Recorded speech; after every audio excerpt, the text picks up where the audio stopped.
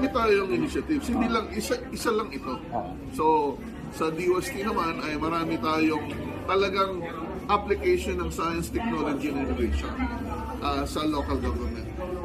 At napakarami ng ginawa at mas marami pa tayong binibigay. Tulad sa kasalukuyang krisis, ina-advocate natin yung pagpapalaganap ng mga electric vehicles na nagawa na natin with partnership sa mga universities. Meron tayong electric trike, pero ang tingin natin na mas magugustuhan ng mas marami para hindi masayang ang kasalukuyang mga tricycle at yung kanilang motorcycle ay nagko-convert tayo ng gasoline fueled vehicle na trike to electric motor driven.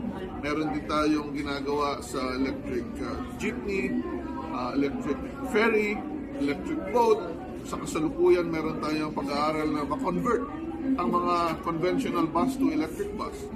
So marami, even on trains, na meron tayong initiative. The second is the use of solar to make sure na yung kuryente na matitipid natin ay magamit sa electric vehicle. Hindi lang yan, pati sa mga micro, small, and medium enterprises. Pagdating naman sa epekto ng oil crisis sa fertilizer, tulad ng urea, marami din tayong pinopromote na organic fertilizer.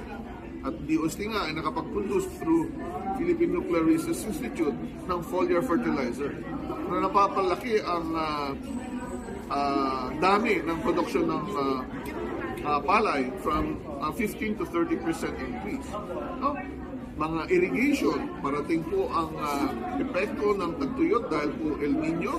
Marami po tayo mga irrigation technologies na papakinabangan natin mga kababayan. Tulad po ng solar irrigation trailer unit na ginawa ng DOST, no? Sa pakipagtulungan sa Nueva Ecija Institute, University of Science and Technology, na kung saan hindi gumagamit ng kuryente o diesel, diretso na sa solar. At ang kagandahan, pwede mong ilipat-lipat ang solar trailer.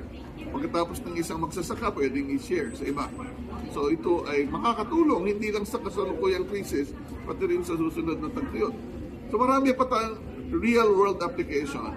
At ito ay ginagamit natin for different purposes.